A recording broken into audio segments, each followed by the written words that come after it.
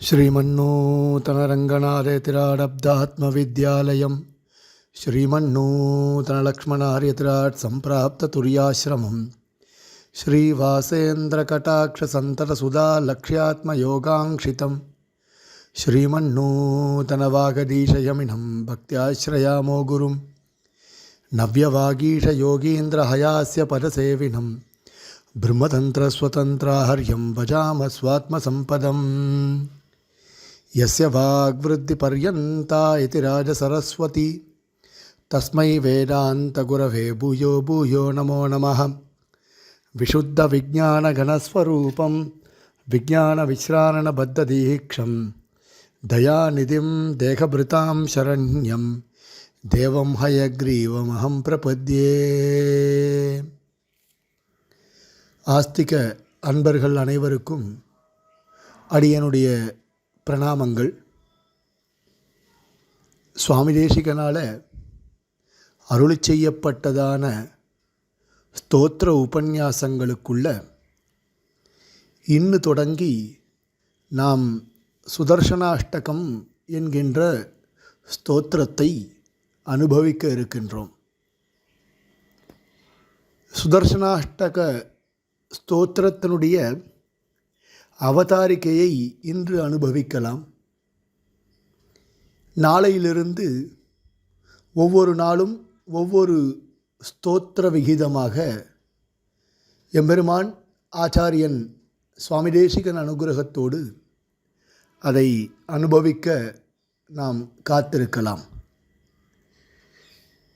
சுவாமி தேசிகன் மற்ற மதங்களினுடைய சித்தாந்தங்களையும் அதில் இருக்கக்கூடிய தோஷங்களையும் நம்முடைய விசிஷ்டாத்வைத வேதாந்த சம்பிரதாயத்தினுடைய மேன்மையையும் எல்லோரும் தெரிந்து கொள்ள வேண்டும் என்பதாக திருவுள்ளம் கொண்டு ஒரு பிரபந்தத்தை மணிப்பிரவாள நடையிலே மிக அழகாக அருளி செய்திருக்கிறார். பரமதபங்கம் அப்படின்னு அந்த ரகசியத்திற்கு பேர். அந்த ரகசியத்தில் ஒவ்வொரு அதிகாரத்தினுடைய ஆதியிலையும் முடிவுலையும் அந்தந்த மதத்தினுடைய விஷயங்களை சுருங்கச் சொல்லி மிக அழகாக கண்டித்திருப்பார் அந்த பரமதபங்கம் என்று சொல்லக்கூடியதான ரகசியத்தில். இப்படி பரமதங்களை கண்டிப்பதற்காக இந்த கிரந்தத்தை அருளி செய்தவர் அந்த தவறான விஷயங்களை எடுத்துரைக்கக்கூடிய மதங்களை கண்டிப்பதற்கு சுவாமி தேசிகனுக்கு அருள் புரியும் வண்ணமாக திருவாழியாழ்வான் அதாவது சக்கரத்தாழ்வாரை ஸ்தோத்திரம் செய்து இந்த கிரந்தத்தை அருளி செய்துகிறார். அதன்படியாக திருவாழியாழ்வானை ஸ்தோத்திரம் செய்யத் தொடங்கியவர் அந்த கிரந்தத்தில் பூர்வாச்சாரியர்கள் நமக்கு செய்த உபகாரத்தையும் அனுசந்தித்து நம்முடைய சித்தாந்தத்தின்படியாக சித்து அச்சித்து ஈஸ்வரன் என்று சொல்லக்கூடியதான 3 தத்துவங்களையும் விளக்கிச் சொல்லி பரமதங்களை கண்டிப்பதற்கான ஒரு அவசியத்தையும் எடுத்து கூறி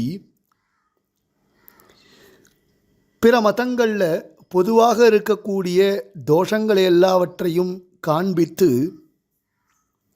சாருவாக்க மதம், பௌத்த மதம், ஜெயின மதம், பாஸ்கராச்சாரிய மதம், யாதவ பிரகாஷ மதம், அத்வைத மதம், வையாக்கரண மதம், கணாத மதம், கௌதம மதம், மீமாம்சக மதம், சாங்கிய மதம், யோக மதம், பாசுபத மதம் என்று ஒவ்வொரு மதத்தினுடைய கருத்துக்களையும் தனியாக எடுத்துச் சொல்லி அவர்களை கண்டிக்கக்கூடிய பிரகாரத்தையும் பிரம்மசூத்திரத்தின் அடிப்படையிலே வியாசர் கண்டித்ததையும், பிரம்மசூத்திரத்திற்கு வியாக்கியானமாக எம்பெருமானார் அருளிச் செய்ததான ஸ்ரீபாஷ்யத்தின் அடிப்படையிலும் பரமதங்களை கண்டித்து அனுகிரகித்தார் சுவாமி தேசிகன். எப்படி ஸ்ரீபாஷ்யத்தில் பரபக்ஷ பிரதிக்ஷேப பாதம் அப்படின்னு ஒரு பாதம், 16 பாதங்களுக்குள்ள அது ஒரு பாதம், தர்க்க பாதம் அப்படின்னு சொல்கிற வழக்கம் உண்டு. 2வது அத்தியாயத்தினுடைய 2வது பாதம். அந்த பாதத்தில் மொத்தம் 8 அதிகரணங்கள். 7 அதிகரணங்கள் மூலமாக பிற மதங்களை கண்டித்து, பிறகு 8வது அதிகரணத்தில் பாஞ்சராத்திர ஆகமத்தை ஸ்தாபித்திருப்பார். அதன்படியே இந்த இரகசிய நூலிலேயும் மற்ற மதங்களை எல்லாவற்றையும் கண்டித்து பாஞ்சராத்திர ஆகமத்தை ஸ்தாபனம் செய்துள்ளார். இப்படி பரமதங்களை கண்டிப்பதற்கு தமக்கு அருள் புரிந்த சுதர்சனாழ்வாரை ஸ்தோத்திரம் செய்கிறார். அங்கே முதல் பாசுரத்தில், பரமத வங்கத்தில் முதல் பாசுரத்தில், எண்டல அம்புயத்துள் விளங்குமறு கோணமுசை வன்பணிலன் திகிரி வளைவில் வளைவாய் முசலம் தின் கையில் இளங்குஷம் சீர் திகழும் கதை செங்கமலம் என் படையேந்தி நின்றான் எழிலாழி இறைவனே. இதில் சுதர்சனாழ்வான் கையில் இருக்கக்கூடியதான அனைத்து விதமான ஆயுதங்களையும் இங்கே ஸ்தோத்திரம் செய்கிறார். இந்த முதல் பாசுரத்தில் எழிலாழி இறையவன், அதாவது அழகான திருவாழி ஆழ்வானாகிய எம்பெருமான், என் தல அம்புயத்துள் 8 இதழ்கள், 8 இதழ்களை கொண்டிருக்கக்கூடியதான தாமரை பூ, இலங்கும் மறுகோணமிசை 6 கோணம் இருக்கக்கூடியதான யந்திரம், தின் கையில் 8 திருக்கைகள், வன்பணிலம் அழகான சங்கு, திகிரி அப்படின்னா சக்கரம், வளைவில் வளைந்திருக்கக்கூடியதான வில், வளைவாய் வளைந்த ஒரு வாயை உடைய ஒரு கோடரி, முஷலம் உலக்கை, அங்குஷம் மாவெட்டி, சீர்திகழும் கதை, அதாவது பெருமையோடு விளங்கக்கூடியதான கதை, செங்கமலம் சிவந்த தாமரை மொட்டு அதுபோல இருக்கக்கூடியதான ஒரு ஆயுதம், என் படை, இப்படி 8 ஆயுதங்களை ஏந்தி நின்றான், தரித்து நிற்கின்றான் அப்படின்னு அந்த பாசுரத்தினுடைய மேலிருந்த வாரியான ஒரு அர்த்தம். அந்த பாசுரத்தை மனதில் கொண்டே இங்கே சுவாமி தேசிகன் சம்ஸ்கிருதத்தில் ஒரு ஸ்தோத்திரத்தை அருளி செய்கிறார். அந்த பாசுரத்தில் 8 ஆயுதங்களை பற்றி சொன்னார். எப்படி சுதர்சனாழ்வாராக 8 ஆயுதங்களையும் ஏந்தி நிற்கக்கூடியதான ஒரு வடிவழகை இந்த சுதர்சனாஷ்டகம் அப்படின்ற ஸ்தோத்திரத்தின் மூலமாக அருளி செய்கிறார். திருப்பக்குழியில் எழுந்தருளி இருக்கும் பொழுது ஒரு கொடியதான ஒரு ஜுவரம் பீடித்த பொழுது சுதர்சனாழ்வானை வேண்டி அருளி செய்யப்பட்டது.